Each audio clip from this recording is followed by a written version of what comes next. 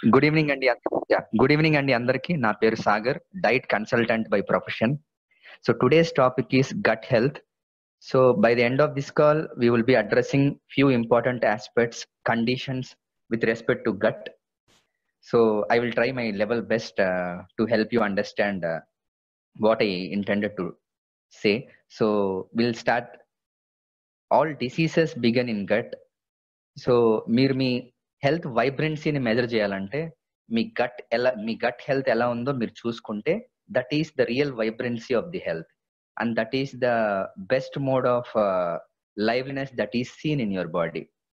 So most of the times gut health ఎందుకు important with respect to overall health అంటే అన్ని nutrients absorb అయ్యేది గట్లోనే. Say if you're giving good nutrition to the body, good supplements, but the absorption is weak, మీ gut health సరిగా లేకపోతే then you will have a poor health again. So మనం nutrition ని, food ని preventive medicine గా చూస్తున్న ఈ రోజుల్లో మీ గట్ హెల్త్ సరిగ్గా లేకపోతే which means that me overall health కూడా బాగా పాడవుతుంది అని. అండ్ గట్ హెల్త్ లో మోస్ట్ ఇంపార్టెంట్ది చాలా మందికి తెలియనిది ఏంటంటే మైక్రోబియోమ్ డెన్సిటీ. మన గట్ లో ఉండే మైక్రోబ్స్, మన మైక్రో ఆర్గానిజమ్స్ గట్ ఫ్రెండ్లీ అన్నమాట. సో అవి గ్రేటర్ రోల్ ప్లే చేస్తాయి మన ఓవరాల్ హెల్త్ లో. రైట్ ఫ్రమ్ మన బర్త్ నుంచి, మనం మదర్స్ రూమ్ లో తీసుకునే ఫస్ట్ ఊపిరి నుంచి మనం చనిపోయే ముందు లీవ్ చేసే లాస్ట్ ఊపిరి దాకా we are always living in harmony with the gut bacteria inside.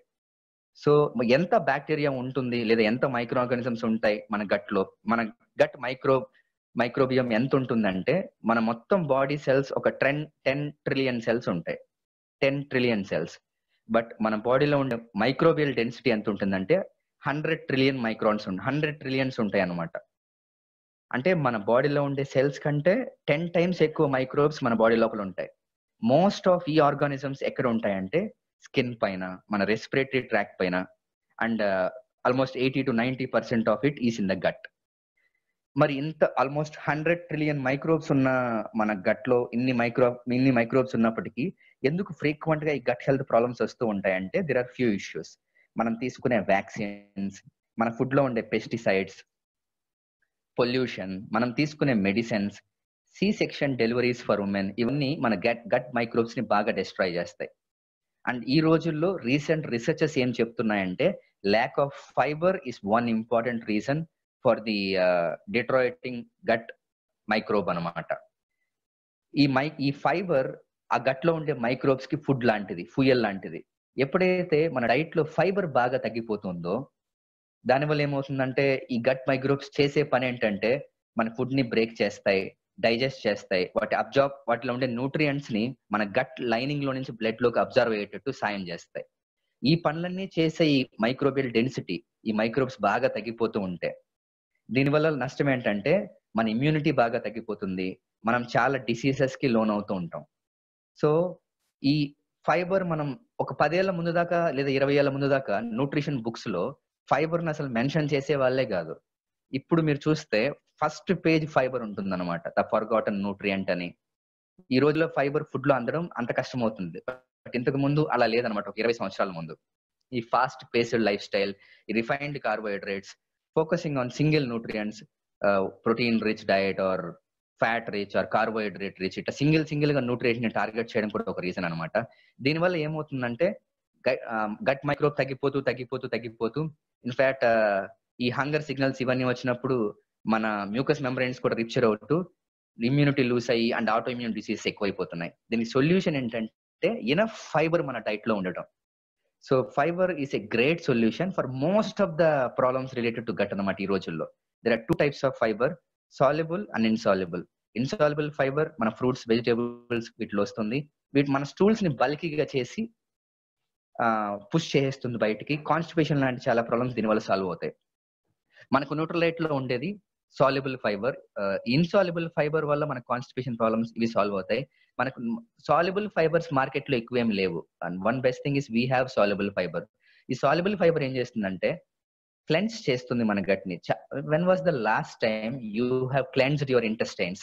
ఒక 20 సంవత్సరాల నుంచి ఒక ఇంట్లో ఉన్న వాటర్ పైప్ ని మీరు చూస్తే యూ వుడ్ నాట్ ఇమాజిన్ ఎంత మురుగ్గా ఉంటుంది, లోపల ఆల్గే ఉంటుంది. అట్లాగే మన ఇంటెస్టైన్స్ కూడా రైట్ ఫ్రమ్ బర్త్ మనం అవి రోజు యూస్ చేస్తూ ఉంటాం ఇంటెస్టైన్స్ ని. మీరు ఎప్పుడైనా లాస్ట్ టైం ఇంటెస్టైన్స్ ని క్లెన్స్ చేసుకున్నారా? ఎట్లా క్లెన్స్ చేస్తారంటే బై ఫాస్టింగ్. ఒక 12 అవర్స్ టు 24 అవర్స్ 48 అవర్స్ మీరు తినకుండా ఉంటే మీ గట్టి కొంత రెస్ట్ దొరికితే that is so you cleanse. లేదా if you have vegetable juices, వీటిలో వచ్చే soluble fibres on empty stomach, that would cleanse. And మన సాల్యుబుల్ ఫైబర్ క్లెన్జింగ్ అద్భుతంగా పనిచేస్తుంది. And it reduces the cholesterol. Soluble fibre చేసే ఇంకో పని, రోజు మన బాడీ బైల్ ప్రొడ్యూస్ చేస్తుంది లివర్, అది ఫ్యాట్ మెటబాలిజంకి ఉపయోగపడుతుంది. ఎవరైతే డైట్ లో ఫైబర్ ఎక్కువ తీసుకుంటారో ఈ ఫైబర్ లో ఎంట్రాప్ అయిపోయి బైల్ రోజు బయటికి వెళ్ళిపోతుంది. ఈ బైల్ జ్యూస్ ని మళ్ళీ బాడీ తయారు చేసుకోవాలంటే బాడీ కొలెస్ట్రాల్ కావాలి.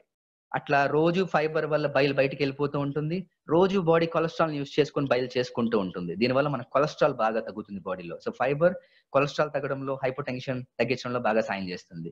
గ్లూకోజ్ మెటబాలిజం బాగా పెంచుతుంది. డయాబెటీస్ రిస్క్ ఎవరైనా ఉంటే వాళ్ళ రిస్క్ ని వెనక్కి నెడుతుంది, ఇంకా రిస్క్ ని తగ్గిస్తుంది డయాబెటీస్ రాకుండా. So soluble fibre is one of the greatest aspects. Market లో ఉండేటివన్నీ మోస్ట్లీ అన్సాల్యుబుల్ ఫైబర్సే. అండ్ మనకుండే సాల్యుబుల్ ఫైబర్ బెనిఫిట్స్ మనం రైట్ గా ప్రమోట్ చేస్తే it will add value and health to so many people.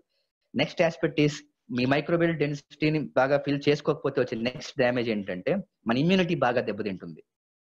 Say now that corona virus it's almost now 80 countries around the world. And best part is hot conditions. ఇప్పుడు మన Indian climate లో virus survive కాలేదు, ఒక 2 hours లోనే virus చనిపోతుంది. రోజుకి ఒక 20 minutes ఎండలో ఉండడం ఇలాంటివన్నీ మనకు బాగా సాయం చేస్తాయి. అండ్ ఈ కరోనా వైరస్ డెత్ రేట్ కూడా 100 people కి 3%. అంటే 100 మందికి వైరస్ వస్తుంటే 3% అంటే 3 చనిపోతున్నారు, which is very less compare to all the other virus like SARS and other things. And 50 years పైన ఉన్న వాళ్ళు, ఇమ్యూన్ సిస్టమ్స్ చాలా వీక్ ఉండే వాళ్ళకే డెత్ లాంటి సివియర్ డ్రాస్టిక్ ఎఫెక్ట్స్ ఎదురవుతున్నాయి. So don't worry about it. But one important thing is ఇమ్యూనిటీని పెంచుకోవడంలో మీరు మీ గట్ మైక్రోబ్ ని బాగా పెంచుకోవాలి. అండ్ మనకున్న యాంటీ ఆక్సిడెంట్స్ కూడా సాయం కూడా మీరు తీసుకోవచ్చు. Vitamin C being the number 1 out of it. Vitamin E, tulsi, triple guard, coenzyme, multi carotene, concentrated fruits and veggies, ఇవి మనం ఇమ్యూనిటీని పెంచేందుకు వాళ్ళ అవసరానికి తగ్గట్టు ఇవ్వాల్సి ఉంటుంది. If you were to address the immunity of any person, first వాళ్ళకి ఏదైనా డెఫిషియన్సీస్ ఉంటే ఫస్ట్ డెఫిషియన్సీస్ ని ఫిల్ చేయండి, దాని తర్వాత స్పెసిఫిక్ యాంటీ ఆక్సిడెంట్స్ ని ఇవ్వచ్చు అనమాట. దట్ వే వాళ్ళు బాగా రికవర్ అవుతారు. So if a person is having lot of protein deficiency, there is no point in giving lot of vitamin C. ముందు ప్రోటీన్ ఇస్తే ఇమ్యూనిటీ ఆటోమేటిక్ గా పెరుగుతుంది. So all this should be your common sense. Next aspect of the gut is leaky gut. Leaky gut అనే condition చాలా మందికి ఉన్నట్టే తెలియదు అనమాట. అన్ని autoimmune disorders, in fact most of the diseases దీని వల్లే వస్తాయి. ఎగ్జాంపుల్స్ మనకొచ్చే రొమోటాయిడ్ ఆర్థరైటిస్, మనకొచ్చే థైరాయిడ్, మనకొచ్చే ఫ్రీక్వెంట్ కోల్డ్, సైనసెస్, రోజంతా ఎనర్జీ లేకుండా విపరీతమైన ఫెటిగ్ ఉండడం, అటర్నల్ ఫెటిగ్ అంటాం. In fact for that matter all headaches ఎంత సివియర్ గా ఉన్నా, either migraine or everything, depression, anxiety, skin health problems, acne, pimples, eczema, నీరు చేరడం, సోరియాసిస్ లాంటి problems, constipations, irritable bowel syndromes, digestive issues, all this indicates one phenomena in the body which is called leaky gut. Leaky gut అంటే ఏంటంటే మన intestinal mucosa లేదా మన intestinal lining రిప్చర్ అయ్యి digest అవ్వక ముందే ఫుడ్ పార్టికల్స్ బ్లడ్ లోకి లీక్ అవ్వడం. సో మన గట్ ల్యూమన్ నుంచి డైజెస్ట్ అయిన ఫుడ్ పార్టికల్స్ సైజు 0.6 microns ఉంటుంది. కానీ 300 microns దాకా పార్టికల్స్ వెళ్ళిపోతూ ఉంటే బ్లడ్ స్ట్రీమ్ లోకి, ఆ నెట్ హోల్స్ పెద్దవైపోయి దీన్ని లీకీ గట్ అంటాము. సింపుల్ గా మనం తిన్న ఫుడ్, సే ఎగ్జాంపుల్ కొంత ఈజీగా మీకు అర్థం అవ్వాలంటే, గ్లూటన్ ఈ మధ్య చాలా విపరీతంగా అందరికీ అందరూ అర్థం చేసుకుంటున్న ఒక ప్రాబ్లం అనమాట. అంటే నాకు వీట్ పడట్లేదండి, వీట్ తిన్న వెంటనే మోషన్కి వెళ్ళాల్సి వస్తుంది, లేదా నాకు పాలు పడట్లేదండి. ఏం జరుగుతుందంటే మీ పాలలో ఉండే లాక్టోస్ పార్టికల్స్ లేదా మీ వీటిలో ఉండే గ్లూటన్ పార్టికల్స్ డైజెస్ట్ అవ్వక ముందే ఆ లీకీ గట్, ఆ రిప్చర్డ్ స్పేసెస్ నుంచి మీ బ్లడ్ లోపలికి వెళ్ళిపోతున్నాయి. ఇలా ఏ న్యూట్రియంట్స్ అయితే డైజెషన్ కి ముందే లార్జర్ పార్టికల్స్ గా బ్లడ్ లోకి వెళ్ళిపోతున్నాయి, మన బాడీ ఇమ్యూన్ సిస్టమ్ యాక్టివేట్ అయ్యి వాటిని ఫారిన్ బాడీస్ గా డిస్ట్రాయ్ చేస్తుంది.